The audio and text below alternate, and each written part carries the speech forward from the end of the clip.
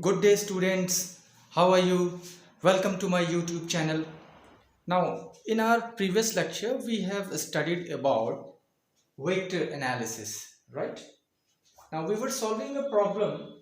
There was a numerical problem in which the dot product, we have two vectors A and vector B, right? And the dot product has been given as 2.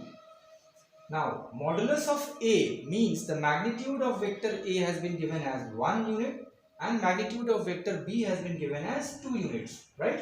And we have to find the angle between the vectors, right? Means theta has to be found.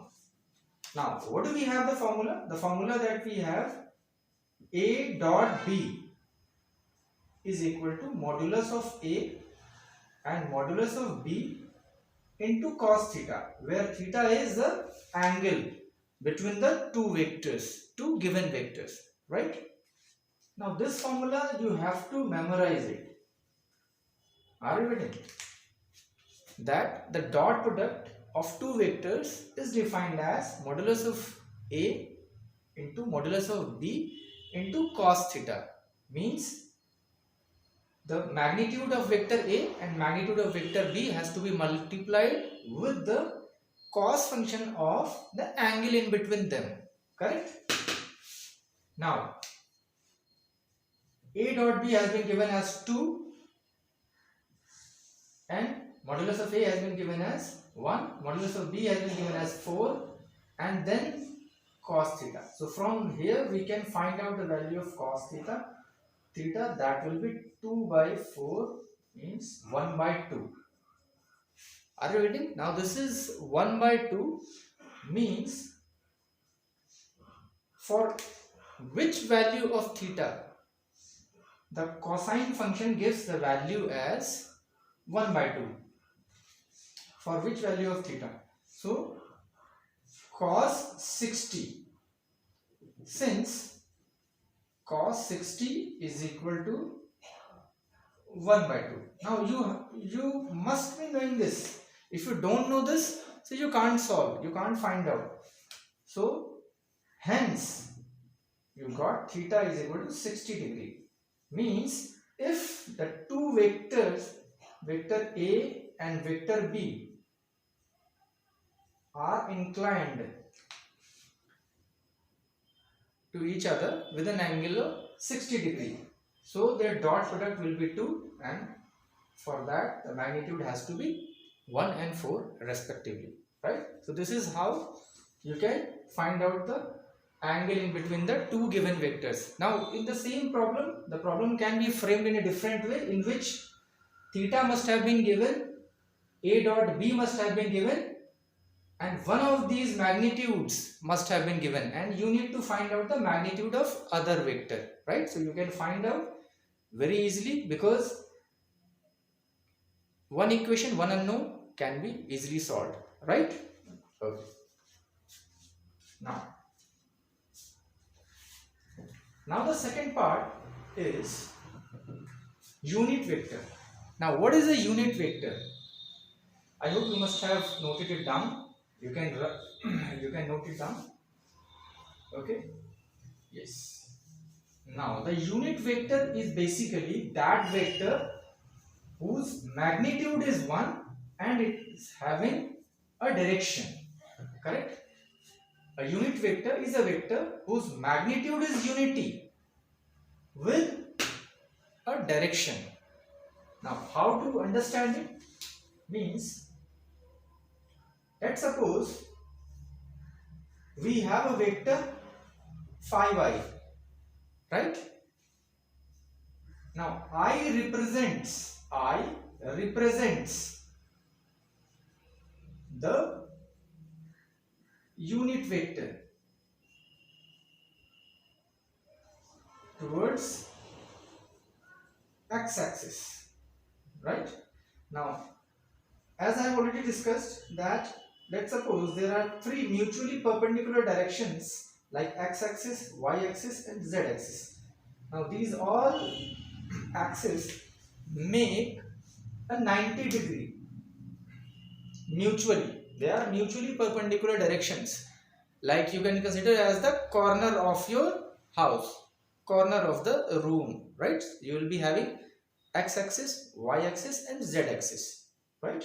And all the three axes are mutually perpendicular, right? Now see, so I is basically the unit vector in x direction and j is basically the unit vector in y direction and z is basically the unit vector in k is the unit vector corresponding to your z direction and j is the unit vector corresponding to a y axis or y direction. This one is clear? Yes. Now if you take modulus of I, so what will you get? You will get 1. And similarly modulus of j you will get 1 and again the modulus of k you will be getting 1, right? So this is the importance of unit vector, that its magnitude is 1 and is of course having a direction, correct? This one is clear? Means this x-axis may be infinitely long, correct? But I will be just a unit vector, means this distance will be 1 unit. And similarly this y direction may be infinitely long, but this j will be having a unit magnitude, correct? And similarly k, right, it will be having a unit magnitude, correct? Now on the other hand, next,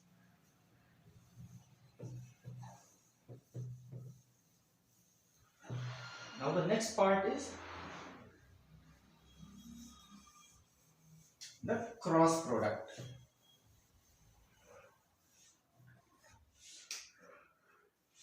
The cross product of vector, cross product of two vectors, right? Now cross product of two vectors means, let's suppose if we have a vector A. Now to represent a vector, the vector must be having some I component and some j component and some k component, right? For three-dimensional vector, correct? So let's take an example. We have 2i, then 3j and 2k. Now another vector B is I minus j plus k, right? These two represent vectors, correct? Now we have to find out the cross product. Now the cross product is basically defined as A cross B, right? So what we can write? We can write 2i plus 3j plus 2k and the cross of it with minus j plus k, like this, correct? Now before we start, we must have some identities like I j is equal to k, correct? And then jk is equal to I, and then ki is equal to j, right? These identities must be understood. This point is clear?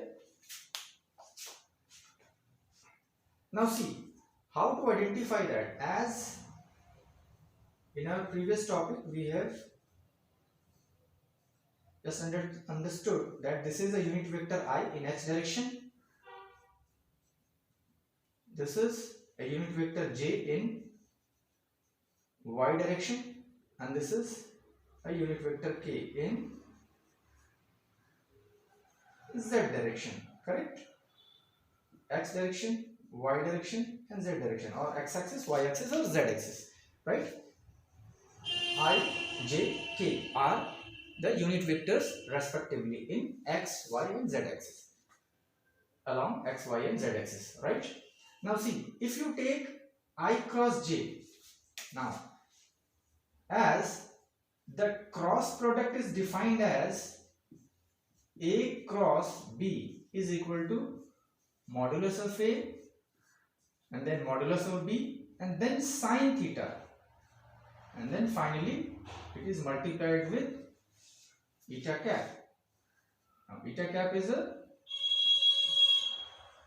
unit vector, correct?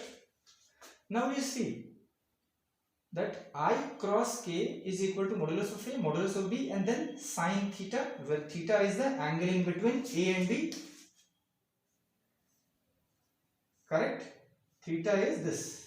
If this is vector A and this is vector B, are you getting? So theta is the angle between vector A and B and the sine of that angle theta, and then finally it is multiplied with a unit vector. Now if you see that A cross B means you are moving from A to B, right? If you are moving from A to B, so what will happen? You have to use the right hand rule. A cross B will be going inside. Are you getting? This is A and this is B, right? So you have to use the screw law. So you are going basically in clockwise direction, and when you move something in clockwise direction, what will happen? It will go inside. Are you getting? Now look at here. Let's suppose if this is the way you are moving, so what will happen? You are moving in clockwise direction.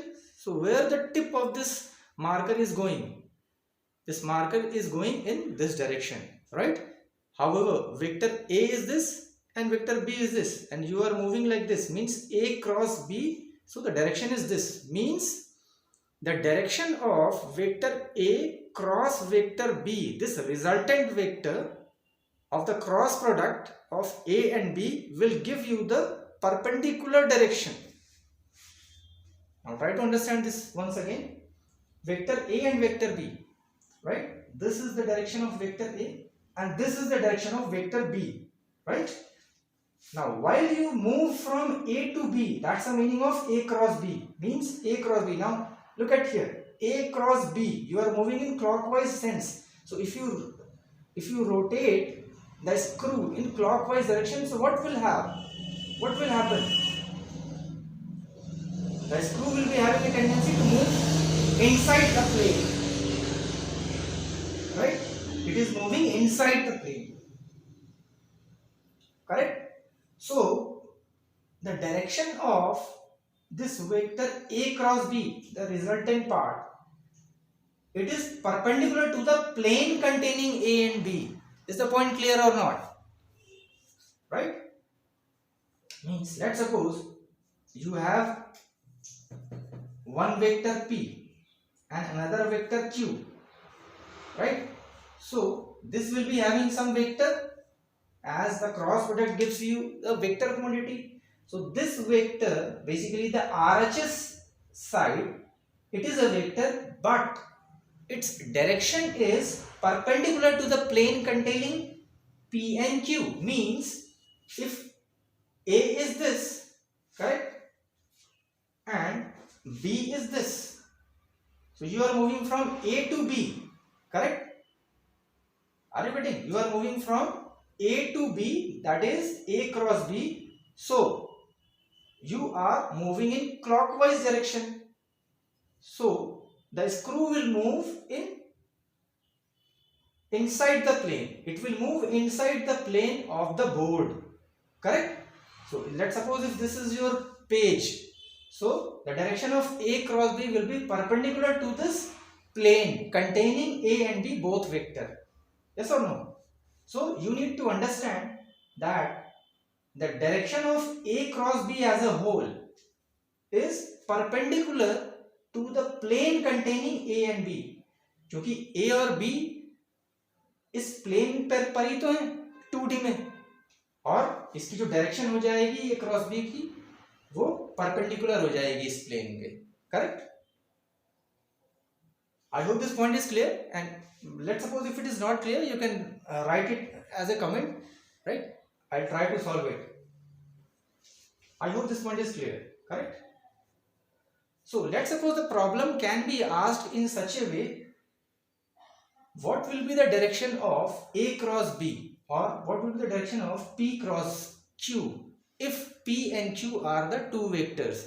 So you can easily identify that the direction of vector P cross Q is perpendicular to the plane containing P and Q, right? P और Q दो vector है, इनको अगर आपस में जोड़ दें तो एक प्लेन रेडी हो जाएगा. Yes of course. It's similar like दो लाइन है, अगर आप इनको ज्वाइन कर दें इनको यहां से अगर, तो ये प्लेन कंटेन हो जाएगा ना, एक 2D की फिगर हो गई, राइट? तो इससे जो प्लेन बन जाएगा उसी के परपेंडिकुलर रहेगा P cross Q, correct?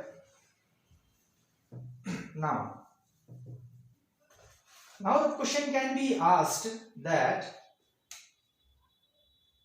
what is the vector which will be perpendicular to the vector P and Q but is a unit vector, right? तो अब कैसे निकलेगा? लेट्स सपोज अगर आपके पास एक वेक्टर P आपको दिया हुआ है 5i, ठीक? 5i मीन्स ये वाली डायरेक्शन हो जाएगी, यहाँ पे 5 यूनिट हम ले लेंगे, this will be 5i, correct? अब इसके परपेंडिकुलर अगर हमें कोई यूनिट वेक्टर निकालना है तो क्या होगा? पहले हमें यूनिट वेक्टर निकालने के लिए 5 से इसे डिवाइड करेंगे, means 5i divided by 5, so we will be getting i. लेकिन हमें i नहीं निकालना है, हमें i के परपेंडिकुलर वेक्टर, i के परपेंडिकुलर j होता है, राइट? या k होता है. तो unit vector perpendicular to vectors P and Q will be P cross Q आपने लिया, ठीक है? ये परपेंडिकुलर वेक्टर आ गया, लेकिन हमें यूनिट चाहिए तो हम क्या करेंगे? P क्रॉस Q का हम मॉड्यूलस ले लेंगे और उसे डिवाइड कर देंगे, तो हमारे पास जो वेक्टर आएगा वो एक यूनिट वेक्टर होगा, करेक्ट? जैसे यहाँ पे आपने देखा ना 5i वेक्टर हमें दिया हुआ था, अगर हमें इसका यूनिट वेक्टर चाहिए तो क्या होगा? 5 से डिवाइड करेंगे तभी तो इसका मैग्नीट्यूड 1 रह जाएगा. If you divide 5i by 5, so the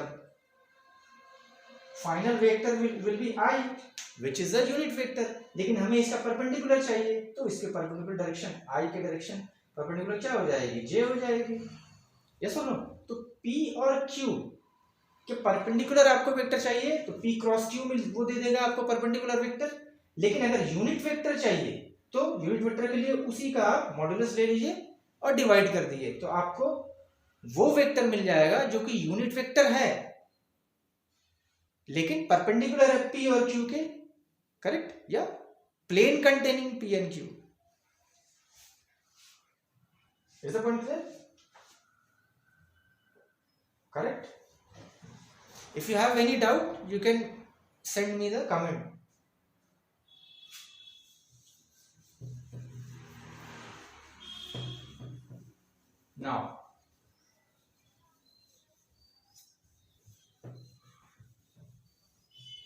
Now the resolution of vector. Now resolution of the vector can be understood. Resolution of vector. Now this is very important because wherever we see any vector, so we can resolve the vector as per our requirement. So that's why to understand this concept, it's very important, correct? Let's suppose we have any vector A, right? This is a vector which is given and we have to resolve this vector. So how can we resolve? We can resolve in two perpendicular directions, like this is AX and this is AY, right? Now at the time when you resolve this vector A into two components ax and ay, so this A is finished.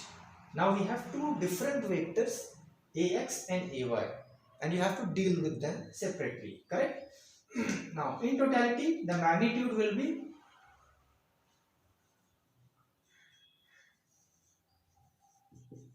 ax square plus ay square. If you take the square of ax and take the square of ay and then you add it and take the square root, you will get the vector A.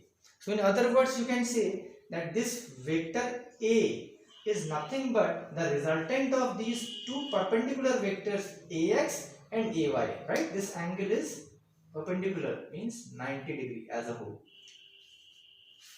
correct? Now this angle may be considered as alpha. So if you have to find out this alpha, so what can you find? Tan alpha is equal to, this is ax, so this length will of course be ay, like this, right? So tan alpha will be ay upon ax,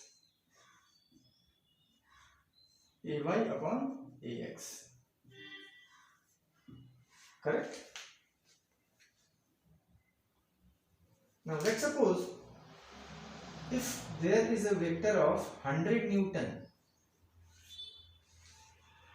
right, and this angle has been given as 30 degree, correct? Now let's suppose if the condition is that we need to resolve and find out the forces in other direction. So this 100 Newton force, this can be resolved in two components, that will be 100 cos 30 and this another component will be 100 sin 30, correct? Like here, if you have to find out ax, so ax will be a cos alpha and ay will be a sin alpha from here. Now if you take the square, what will happen? Ax square plus ay square, it will be a square cos square alpha plus a square sin square alpha. Let's do it. Ax square will be equal to a square cos square alpha, and similarly ay square will be equal to a square sin square alpha. Now you just add it, what will you get? Ax square plus ay square will be equal to a square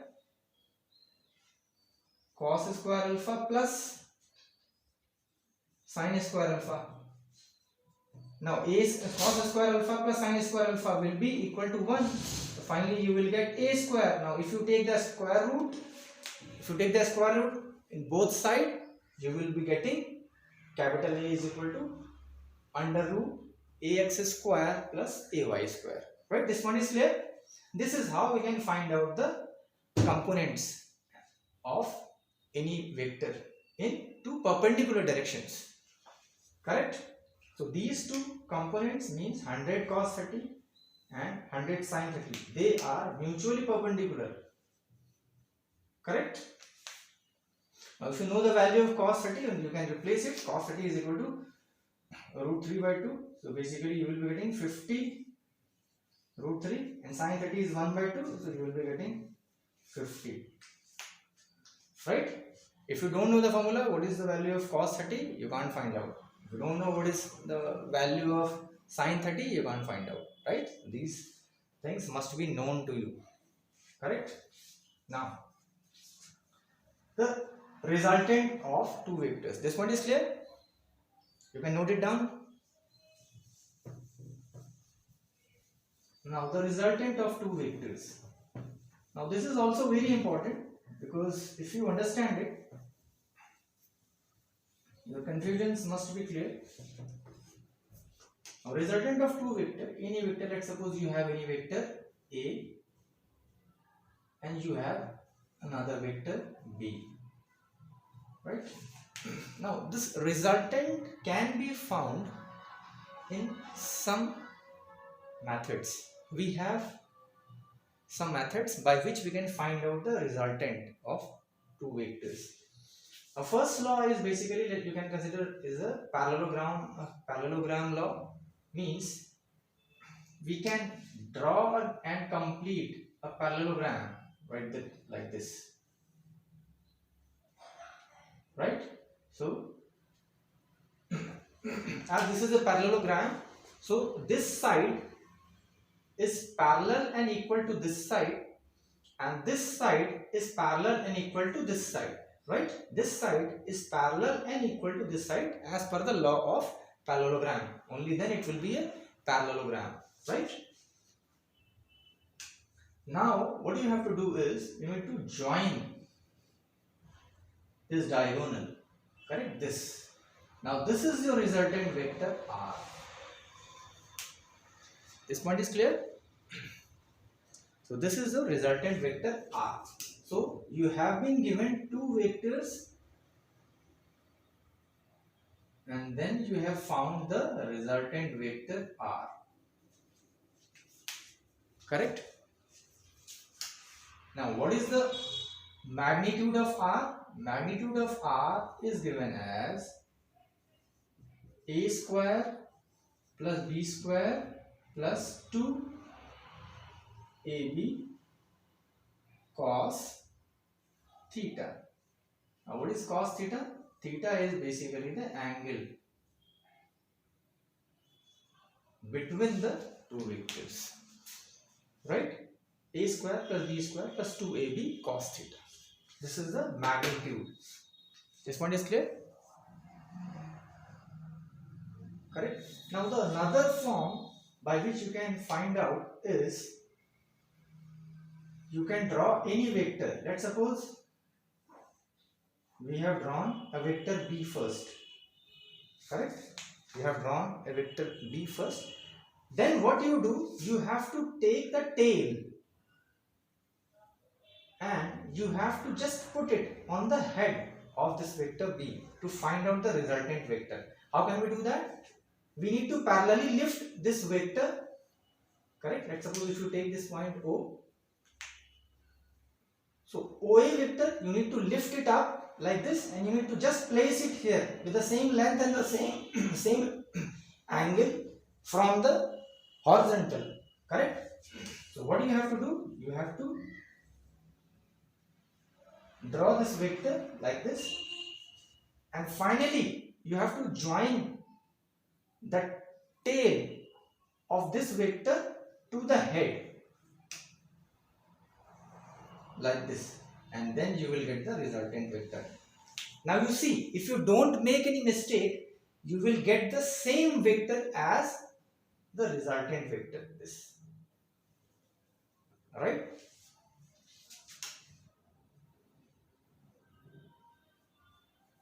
This point is clear? Let's understand it once again. Let's suppose you have been given two vectors, vector b and vector a, right? So we can say that we can take any of the vector and then we have to join the head of the first vector to the tail of the other vector and then just place it on the head. What have you done? You have lifted this vector and you have just put it on the head of this vector b. And finally, join the tail of the first vector to the head of the other vector. You will get the resultant vector. This is how the resultant of any two vectors is found. And this is another method. Correct? I hope both the two things are clear. You will get the same result, same answer. Of course, it must be. Right? Now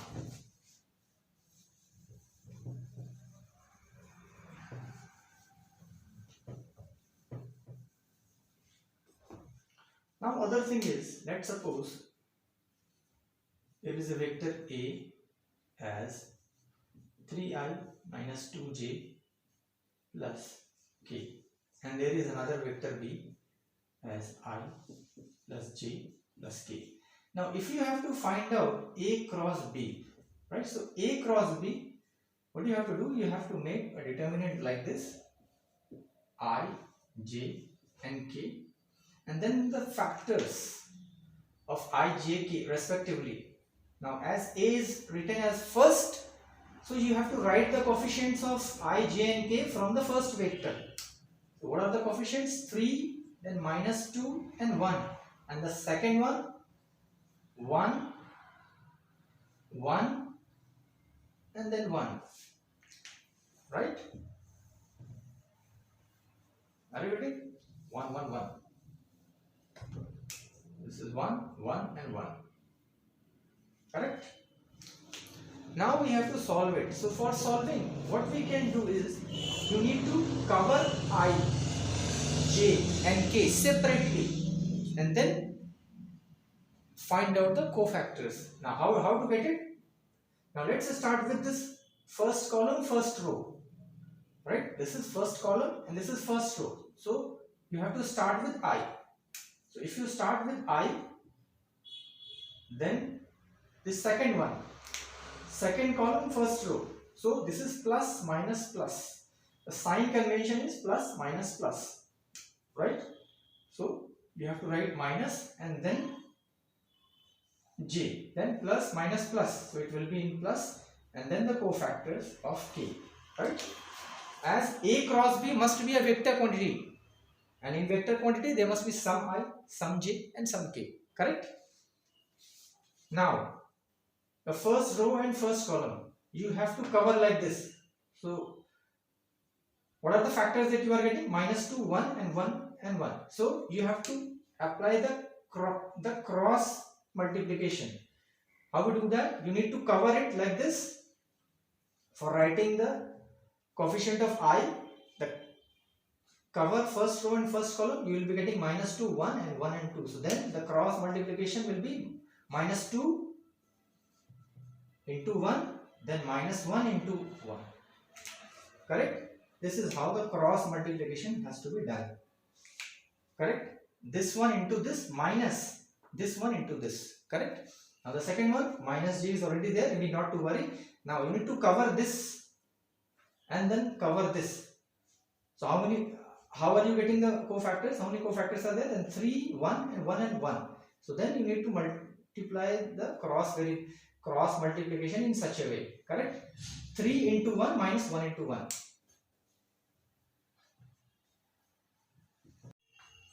Right? So k part 3 into 1, then minus 1 into minus 2. So you will be having 3 plus 2. So finally what you are getting? You will be getting 3i minus 3i minus 2j plus 5k. Now if you take the cross product a cross b directly as per the formula, so then I has to be multiplied with this as a cross, then minus 2j, this term has to be multiplied with all the 3 terms as a cross product, and then this term has to be multiplied with all the 3 terms. So finally you will be getting minus 3i minus 2j plus 5k. Right? So if you see, you are getting the same result. Right? So whether you follow this or this, in both the two conditions you will be getting the same answer. Right? I hope the point is clear. Okay? So this is okay for now. So let's wait for the next video. Till then, if you haven't subscribed and liked my channel, kindly like and subscribe it, and it's okay. Thank you.